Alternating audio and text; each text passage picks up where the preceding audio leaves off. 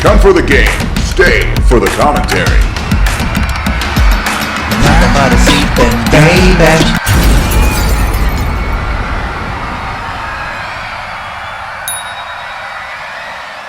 Minion in. I still don't have my voice back, but I am busy playing the hell out of this game.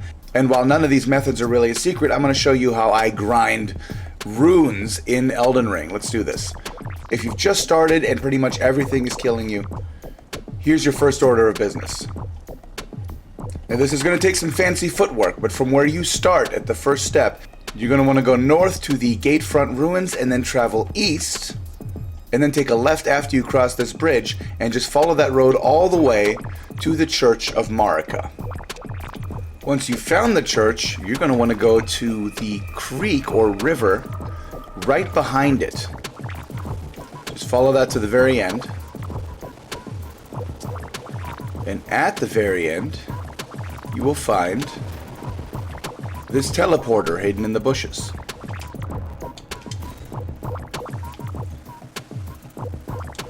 This teleporter will send you all the way up here to the Bestial Sanctum. When you get here, you will find this giant winged dude. He hurts. Avoid him unless you think you can take him, but you have to use ranged attacks for this. What you do, hit him, do as much damage as you can, but as soon as he turns around, leg it. Don't worry about this guy, he doesn't kill you, he's a merchant. And then just leg it to the very back of this temple. Don't hide behind the big guy, he will not protect you. Go all the way up the stairs and hide around the corner. You can mount up in this church if you have a mount. That will make the getaway faster. As soon as this guy resets, get back out there, do more damage to him. When he turns around, get out of there. And then keep doing that until you've killed him. Your reward is just under 90,000 runes and some pretty cool weapons. If you're not ready to do that much range damage, run past him. You're going to want to bob and weave a little bit, make your way southeast. And then save at this pyre over here right next to the bridge. But do not cross the bridge, because as you can see, it is guarded by a dragon. Now once you're able to do a little damage, the critters out here are not that hard to kill if you sneak up on them, and they give 1,000 runes each. But if you're not ready for them yet, here's what you do next. From the pyre, you're going to want to go north and then keep right. Avoid the little dudes trying to kill you and just keep moving along the edge of the cliff here. What you're looking for is a good place to jump down, which will be right here onto these branches. Now you see those little black piles of rocks on the road? You don't want to touch those. Those are poison. Also do this during the day because at night that bridge is also guarded. Now jump down and then run like hell to get across this bridge. At the other end of which you will find a pyre. If you're up for a little bit more risk, here's another thing you can do. Remember when I said this bridge is guarded at night? Get to this site of grace, pass time until nighttime, and there's the guy. What you're going to want to do is just get his attention, but don't stop moving. Also, though, don't sprint. You're going to want to go to normal pace and then sprint only briefly when you can see him coming up behind you. And what you want to do here is, remember those little poison piles that I told you about? You're going to want to trigger all of them. Because this guy, you will get poisoned, you will take damage, so will the guy behind you. And the idea here is to just keep him poisoned until you make it to the top of the hill. Sometimes he resets back to the bridge, but he will continue to take damage and you just have to go back and get him. I wouldn't suggest doing this until you've got a couple of healing flasks ready. If it happens, go back, grab him again. You want to get him to the top of the hill because at that point, he will despawn and you get the rewards for killing him. So stay alive, take him all the way to the top. Don't let him get too close. Don't let him get too far away because he will go back to the bridge. Now honestly, this took me like 15 tries, but eventually he will despawn and die as you're taking him up to the top of the hill, and there's his rewards. Roughly 45,000 runes and an Ash of War. Now, the main reason you're here, this is where you can grind runes without having to participate in any kind of combat. You're just going to have to be quick on your feet. You just ride a little ways west from that site of grace. And once you get a little ways past this deer over here, he's always here, a boulder will spawn behind you and come rolling at you Indiana Jones style. What you're going to want to do is get out of the way of that boulder and make the boulder go over the edge of the cliff. It gets a little trickier after that, but let's just go ahead and do that first. There it is. And get out of its way. And then you're going to want to turn and watch it go over the edge. This is important. If you're not watching it over the edge, you don't get the rewards of roughly 2,000 runes every single time you do this. Then you just ride back to the side of grace, sit for a second, get up, go back, get yourself another 2,000 runes. Sometimes, I don't know what makes this happen yet, but sometimes the ball will not give you 2,000 runes, it'll give you 10,000. It's only happened 2 times to me so far. If you have any more information about how to make that happen on purpose, I would be very happy to hear it. This was very helpful to me for a little while, but here is where I did most of my grinding. You're going to want to ride south a little bit, and then head up here to Fort Feroth, which is down here on the map. You're going to want to go past the minor Erd tree and just hang a left. You can already see it up on the hill over there.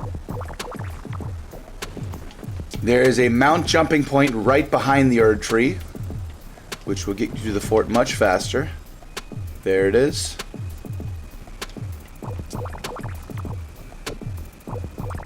Then you just grab the site of grace right outside the fort, and you're ready to do some grinding. I recommend doing this if you are a ranged character, like a caster.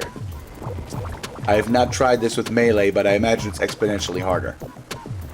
This place is called Dragon's Barrow for a reason. There is a giant sleeping dragon over there. Killing that thing is possible. It takes forever because it has so much health. It will give you about 80,000 runes. Don't kill this thing. What you want to focus on is its babies. There are about 5 or 6 dragon whelps spread out around this thing. They hardly have any ranged attacks at all. If you keep your distance, you can just take them out as you're backing up.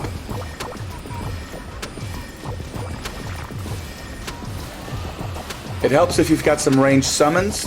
This was my routine for a while. Here's a warning. If you kill all of them, the mother will die and will not respawn. And then this farming spot will be gone forever.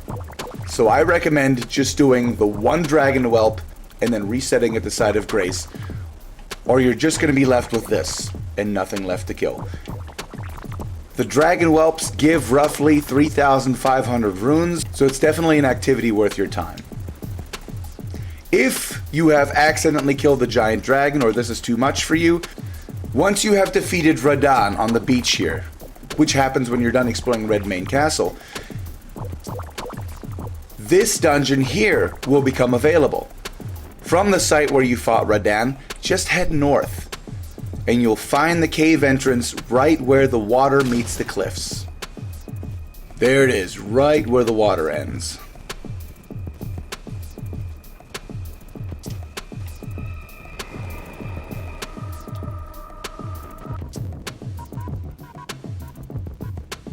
Get yourself situated at the site of grace, and then move your way on down here. This is a semi-AFK rune farm. You don't really have to do much. You don't have to fight. You just have to be sneaky.